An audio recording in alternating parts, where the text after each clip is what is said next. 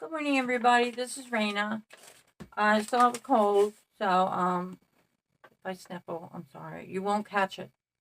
I'm wearing my patriotic shirt and my kind of little fancy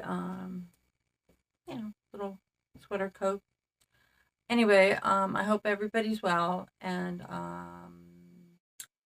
everything's okay today. Today's the 29th, summer's day that she told me about.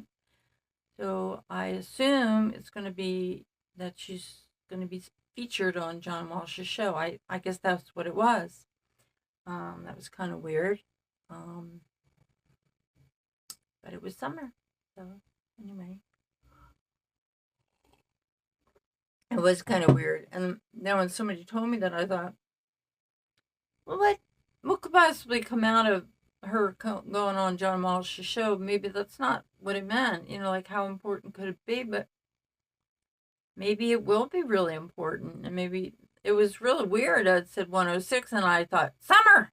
And I ran back into the room. I didn't look at the clock, and it said 106. If you know what I'm talking about, if you heard that vision or that thing, it happened during the day after. No, never mind. Forget I'm confusing everybody.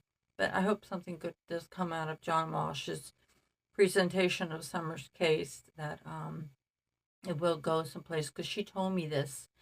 And I had seen the 929 a few weeks ago, 2 weeks ago, right about the time I saw the vision of her the searchers finding her remains. And so anyway, I know I'm confusing some people, but I'm sorry. Anyway, so I decided today I have a reading to do. I have 3 readings so far, and I could do readings. They won't be real intense readings, but I need also, when you send me a request for a reading, I also need, along with the information, I'll give you my email address. I also need your screen name too. But I've written a couple of people back on that, so I'm going to work on Edith's reading today, and I'll have it for you, Edith, tomorrow. You know who you are. And so I'll have that tomorrow for you, and I'll put it online, but I'll put it online so only you can see it. Or I might email it to you. I'm not sure. But you would be able to see it. Anyway, so I thought I would do a few visions I had. One of what I saw about Natalie Holloway, and one I saw about Madeleine McCann. And I did see another one, Flight 370 Malaysia, which was really weird because I don't know where I picked that up, and I still have to find out some facts. I had to look up a couple things, like where the places were, what dates these things happened, because I've forgotten what years. That was the only thing I looked up, because, so anyway, I will start with Natalie Holloway. Now, Natalie apparently went to Aruba on her high school trip on May 28th, I believe, around that week of May, after her graduation in 2005. Okay, I had asked the spirits in my, when I was meditating or just going to bed, I asked many times if I could see something, and I never got anything. But a few years ago, I did get something, and I saw her. This case kind of went in and out of the news, but I could never get anything. And I felt really bad for the mom, because she was obviously suffering. And I think the parents got a divorce over this. I'm not sure, because her mother really, pushed for it and was advocating and all that. And it was such a shame, and personally, I wouldn't have let my daughter go. I don't know if she was already at the age where she could go. I don't know, whatever. I just wouldn't have trusted. It wasn't my daughter I wouldn't have trusted. It was the other people, not on the trip, but on the other people in this country, where we know where things happen, people disappear and all this stuff like that. But that's not,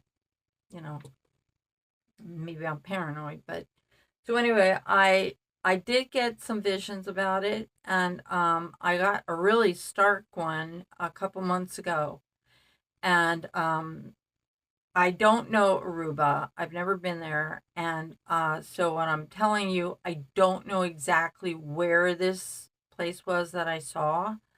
But what I did see was I saw Natalie on a beach, and there was a bar in the background, like we're a tiki bar, I guess, because there were things hanging, and it was on the beach. It was back further, and people were drinking, and there was music. There was a lot of loud, things going on. It was like an outdoor bar, I guess. And the beach went, was coming. I was sort of standing like where I would have my feet in the water, and there was a log, and it was like it was placed there because it wouldn't have been it was a big log, like, like this. And it was like a place, it looked like it had been put there so people who wanted to leave the bar, if they wanted to get to know each other better, or, do some smooching or whatever, they could go and sit and look at the ocean. It was like 10 feet away from where the waves started. And there was a log there. And I saw Natalie on the other side of the log on the ground, on the sand. And she was having some kind of an attack. Like she was riding around, and it looked like she was having some kind of a seizure. And I saw shadowy, but it was dark. It was at night, except you could see the lights from the bar where the people, it was so loud, the music, the activity, nobody was paying attention. This was like a private spot where you could go and, it was not too far from the bar, but still everything else was going on. And he was just standing there. And I sensed the other two guys were there, the brothers, the Calpo brothers or whatever. And they were there. They were to the side. And he was standing there. And she was like going into seizures and throwing up. And he was not thinking about how he could help her. Bjorn, this POS, he was disgusted because I knew he had slipped something into her drink. And this is not part of the vision, but I've heard that the bartenders, when I was researching this yesterday, where the thing was in Aruba and what year it happened, apparently the bartenders can be paid off to put this date rape drug into a person's drink for like $25. But apparently I knew she had been drugged, and something went, and she drank way too much. And she wasn't used to doing this. I knew that. And she was having a seizure. And he just stood there basically because he was repulsed. This wasn't how he wanted his date. They didn't go back to his hotel like he said, or whatever he said. They didn't go back to his hotel. They never made it that far. And I don't think there was surveillance video to prove that they did go back to anybody's hotel. And, they were on the beach. I don't know if this was the last, but if this was the bar that she was last at, I don't know. And I don't want to know because this is what I saw. And anyway, so they were there and she was having the seizure, and he, out of disgust, didn't even want to go near her to check her, to make sure to turn her over so she would throw up going out, instead of, choking on it. So that's the kind of person he was. He was disgusted with his date, what he was planning to do with his date. So anyway, he told the Calpo brothers to go. Either he called his father or he had them call his father. I'm not sure, but somebody called, I see them walking away from him in the dark. And she's still kind of hidden behind the log. And I don't know if he put her there or she landed there, but that's how it happened. That was the end of the scene. They went, the father was called. The next thing I saw was just more recently, and I didn't see anything else after that. And there were stories in the news here and there about the other woman that unfortunately went with him, and he strangled her or something. I don't know what happened. She accused him. You don't know what he said. I don't really know because he's a liar.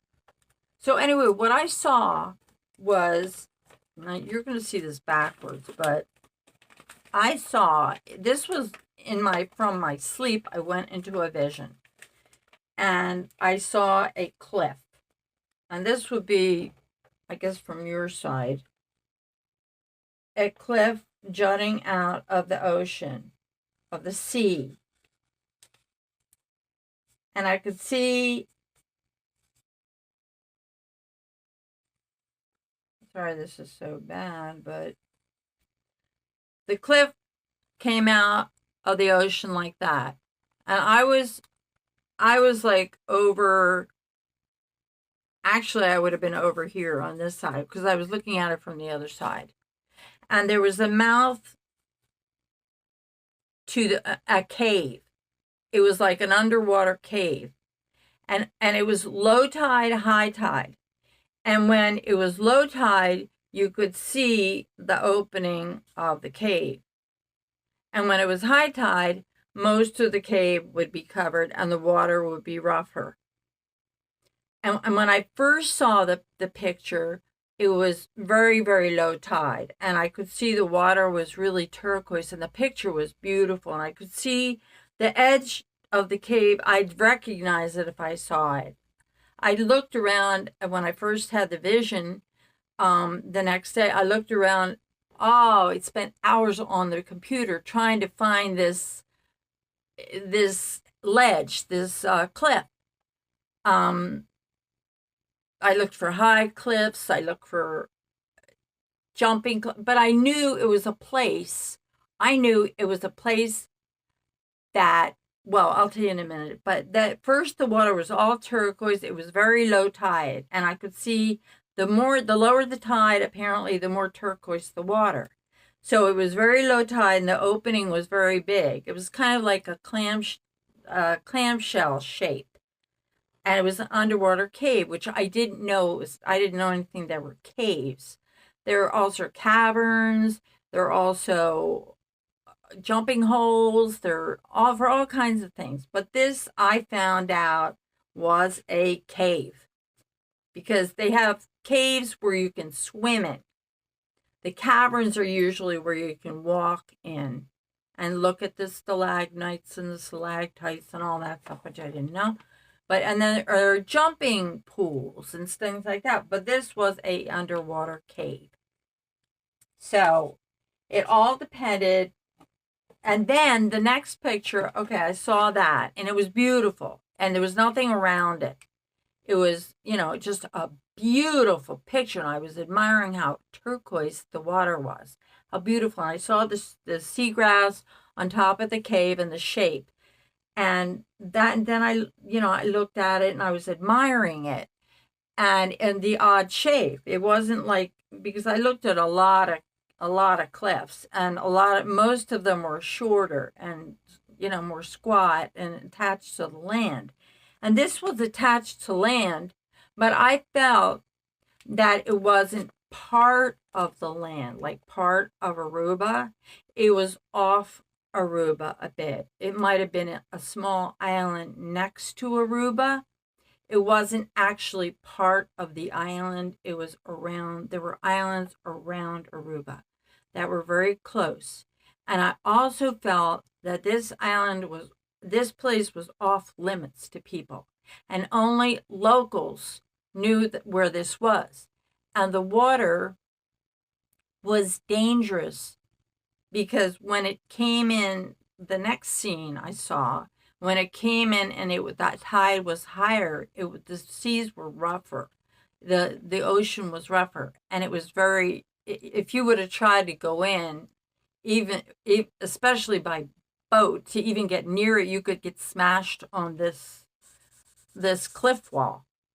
Because when the second scene I saw, the next scene, about the cliff was I saw the water had risen, and there was about this much of the cave opening open.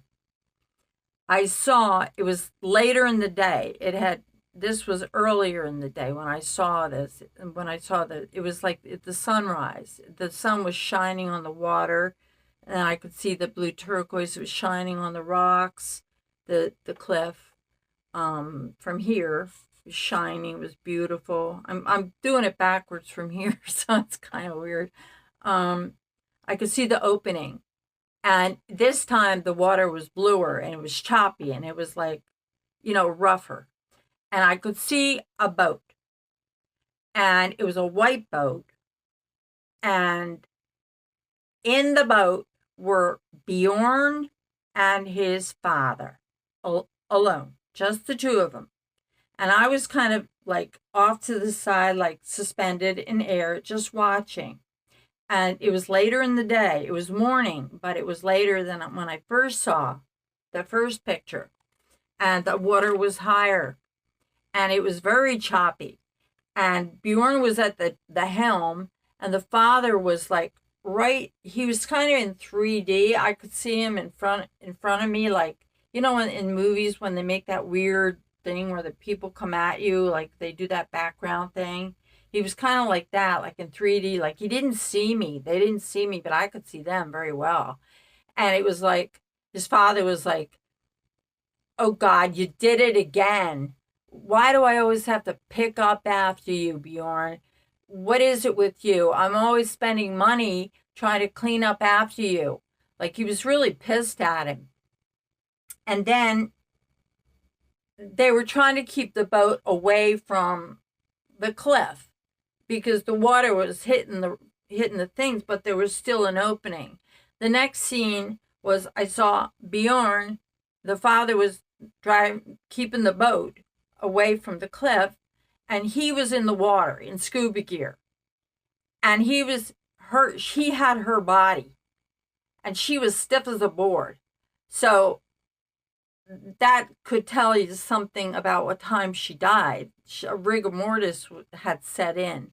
And she was wrapped in white plastic, from head to toe. And he was aiming to get her. This is him. I'll just see, dickhead. And he had her wrapped up. I know these are really bad pictures. In like around her neck was a rope, and around her ankles were a rope to keep the plastic on her. I knew it was plastic because I knew that they didn't want her body parts to fall apart and end up on the beach. It was something that would keep her in one piece or inside whatever it was. It was something that was plastic, because plastic doesn't degrade, or that wouldn't be eaten up by sea animals, too quickly. So he was struggling, trying to get her. His father was trying to help him, and she was, like I said, she was stiff. So the rope was tied around her neck area to hold the plastic, and her feet. And he was in a scuba gear, and he was trying to get her into the hole. What was left of, there wasn't much. It was maybe this much that he could do this, and the father was trying to keep the boat away from the rocks. I guess he was trolling or whatever. My father used to fish, so anyway, so the plan was to get her far enough in the cave and anchor her to something inside that underwater cave, and so she wouldn't float out, with the tide, and they would put weights on her, somehow attach her to something. Apparently, he was a local. You would have had to know this cave and these caves around here, what was there, because I knew that was the plan. That was what he was going to do. And he might have done this before. I was thinking, how many other bodies are in there, Bjorn? Is this, your modus operandi? This is your cave. And nobody's going to come there because it's off limits. And your father picked up for you again. And this is how you dispose of her body. And she's there. And there may be nothing but skeletal bones left. I don't know how you did it. He might have, I don't know how he did it, but he put her in there, and apparently she has not shown up yet because no bones have come to the shore of hers. They found some other bones, but on the island, but they turned out to be somebody else's. Anyway, there were all kinds of rumors and stuff, but that's what I saw. And I would know the cliff if I saw it again. And I was thinking of maybe taking a map ride around the island. I don't know how that would work out to see if I could find that particular island. It more seemed like a jutting out from the land or an island, like right next to the land where it was too rough to swim. I think when I looked on the map after this, I saw there was a part of the island that was relatively uninhabited, and the other half was very inhabited. And so anyway, that's what I saw. And I did not turn my information in because I don't know why. I just didn't turn it in. I don't know. I have to see the cliff. Somebody would have to go around the island and send me pictures of all the cliffs around the island so I could pick it out of the islands off the island. So anyway, that's what happened to Natalie Holloway in my visions, and they were very clear. And Bjorn's father knew. He was the only one who knows, and he died. And I'm glad. Bjorn was a sociopath. I mean, he was a scum. Not telling the mother, after she begged him and pleaded with him, that's what happened. That's what I saw. And he didn't kill her, but he didn't help her. He could have gotten an ambulance there and maybe saved her life, but that would have ruined his reputation. Some reputation. Anyway, that's it. But I also did I also got some stuff on Madeleine McCann. I'd asked before, but like I said, it has to come to me. And this I saw, and I did send in my information to the FBI or the tip line or whatever. And I wrote them in an email, and what I saw for Madeleine was kind of weird. I think I might put this on another video. I don't know how long this is gonna go, because this was kind of weird. I think I will. Okay, I'm gonna put this on another video. Okay, bye.